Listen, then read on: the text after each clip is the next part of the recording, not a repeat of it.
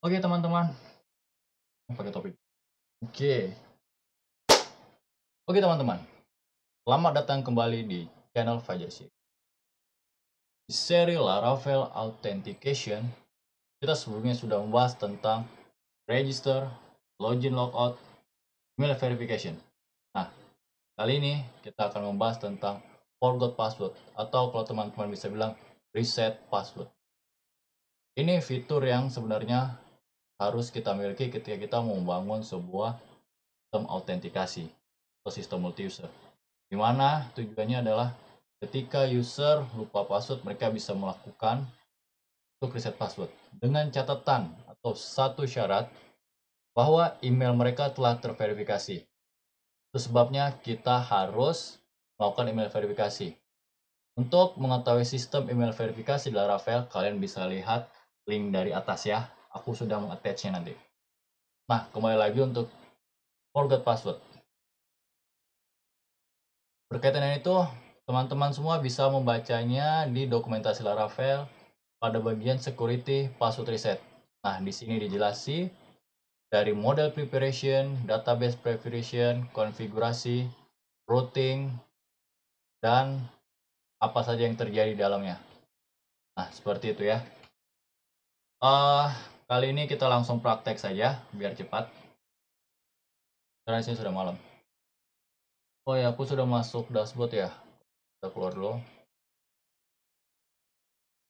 Kita langsung coba saja deh. Pertama-tama kita akan masuk ke forgot password. Sebenarnya aku lupa bilang, kalau kita akan melihat ini dari sisi routingnya. Dari routing kita akan terjemahkan controller, control itu apa saja yang melakukannya. Seperti itu. Kita pertama forgot your password. Nah, forgot your password ini dia ternyata mereturn sebuah, atau kalau saya bilang dia menuju halaman forgot password.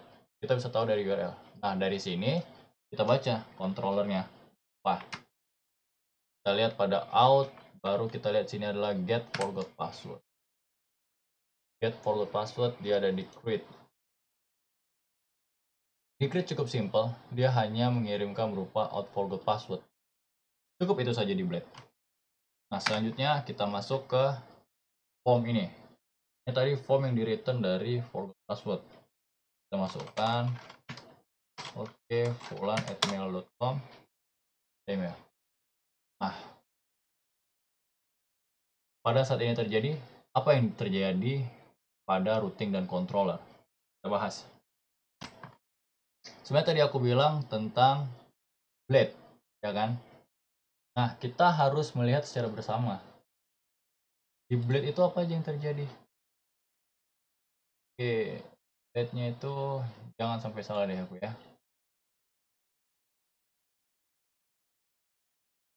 Tadi ya, out forgot password. Nah, dia ngirim kemana? Dari blog ini kita tahu bahwa dia ngirim ke nama routingnya, password email dengan metode post. Kita lihat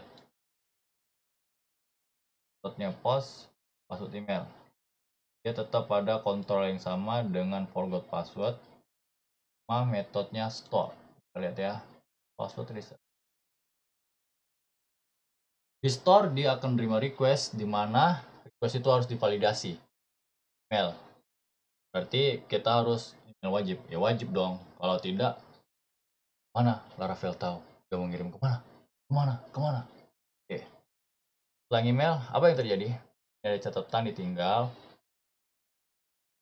Dia akan mengirimkan reset password link ke user ini. Seperti itu sih. Jadi dia akan nampung, berarti dari password reset link ini akan mengirimkan berupa return true atau false. Simple banget ya. Habis itu dia akan return jika statusnya true, kembali dengan status. Kalau error, kalau false dia akan kembali dengan error. Nah, kita lihat. Dia kembali ke halaman ini dengan status job, berarti true. Good job.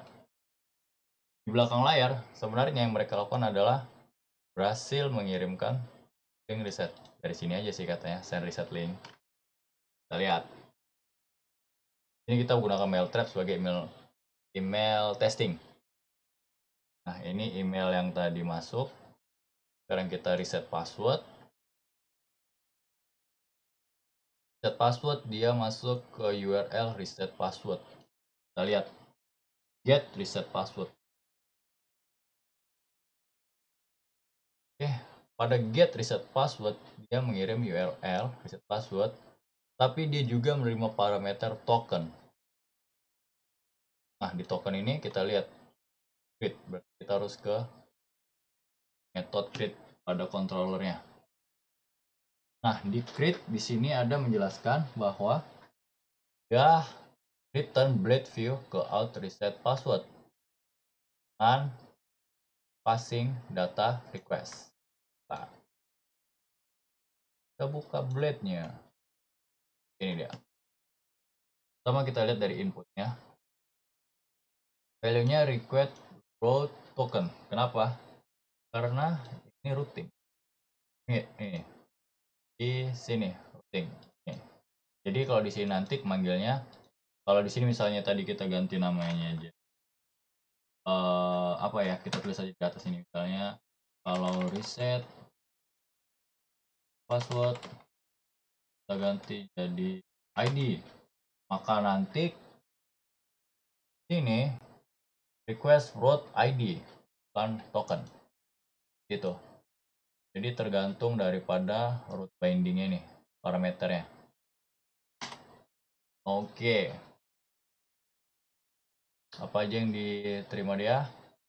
Itu juga email, request email. Request email dari mana? Kita bisa lihat dari sini. Nah, kalau ini tadi kita ganti jadi misalnya username, kita enter aja deh, kosong kan? Karena dia kan ngambil dari sini. Kayak pas kita ganti jadi email, kita ngisi that's it. That's it. Dimasukkan password dan lalu confirmation. Lalu semua data form ini dilempar kemana? Ke post dengan nama routing password update. Kita lihat. Ke post dengan nama routing password update, ternyata dia ke controller password control dengan method store. Kita lihat method store-nya. Apa yang dilakukan di method store? Method store itu menerima parameter request. Jelas karena tadi di form tadi kita mengirimkan token, email, password, dan password confirmation. Di validasi ada semuanya berarti wajib. Jadi kalau nggak ada yang wajib berarti dia akan error. Setelah itu apa yang dilakukan? Status ini nampung true atau false ya. Kita fokus ke sini. Dia akan melakukan reset password di mana data yang diterima cuma email, password confirmation, token. Jadi kalau nanti kalian ada buat atau ada yang tiba-tiba nge-hack tentang token satu atau email atau username lah kita bilang, dia nggak akan bisa karena dia hanya akan nampung ini saja. Jadi percuma kita ngetik apa, kecuali kalian ikuti ini dan tiba-tiba ngubah. Itu harus kalian pahami sih. Dan setelah dia mengirimkan ini, ternyata dalamnya ada function callback. Nah, user request. Kita bisa ngambil request. Dia memaksa untuk password dan token. Setelah itu dia akan jalankan di belakang layar untuk update semuanya. Nah, karena tadi aku bilang variabel ini menerima true atau false, banyak sini. Nah, kalau true, dia akan kembali ke tampilan login dengan status yang diberikan. Kalau false, dia akan kembali pada tampilan tersebut, tapi juga membawa error seperti itu. Nah, coba kita email ya. Ini tadi tampilannya. Kalau true itu kita isi password dulu. Reset. Dia akan ke sini dan ini tadi. Kalau true dia akan mengirimkan status. Berarti sudah selesai. Untuk membuktikannya kita bisa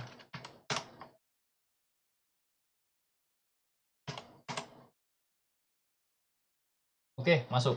Itu saja. Sesimpel itu reset password di Laravel. Nah, sebenarnya apa yang harus diperhatikan pada reset password ini? Pertama adalah email dan kedua adalah token. Kenapa itu dua? Pertama, di reset password ini, sistem akan membaca dulu email si user itu terdaftar atau tidak.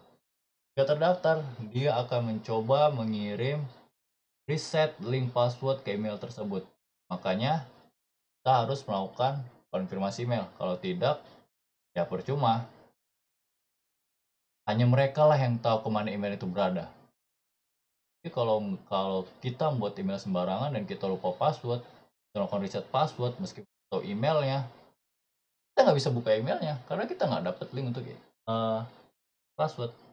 Dalam link itu sebenarnya cukup sederhana, melempar kembali URL untuk dimana dalam URL itu terdapat token dan email. Nah, token inilah panduan sebagai untuk reset password. Token email ini macam, cari dong dulu data email ini dengan token ini. Tuh, kalau ketemu, redirect ke tampilan reset password, di mana token itu bunyiin demi keamanan, meskipun di URL-nya itu jelas itu ada parameter token dengan parameter email.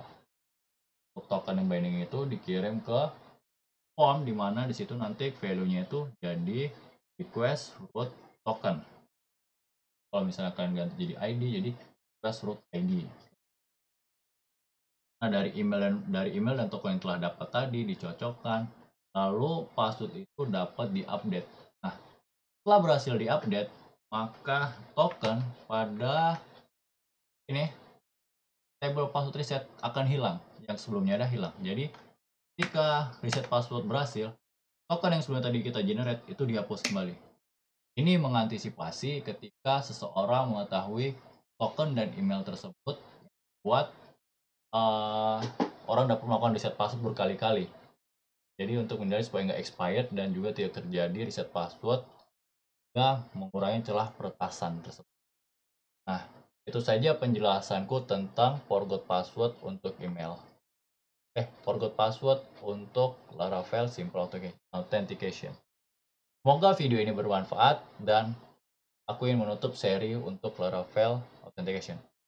Terima kasih sudah menonton videoku. Silahkan subscribe jika kalian merasa video ini dan channelku bagus, karena di kesempatan berikutnya kita akan tetap membahas Laravel sesuai kemampuanku. Kita juga bahas Vue, ada bahas Blogger, ada PHP, dan lain sebagainya. Gimana aku mampu? Silahkan di subscribe supaya aku tetap semangat buat konten. Like kalau kalian suka video ini, share jika video ini bermanfaat, dan komen jika ada yang kalian kurang pahami, akan aku balas. Dislike kalau video ini kurang bagus menurut kalian. Sekian saja dariku, ku ucapkan terima kasih dan see you next time. Selamat coding Ria.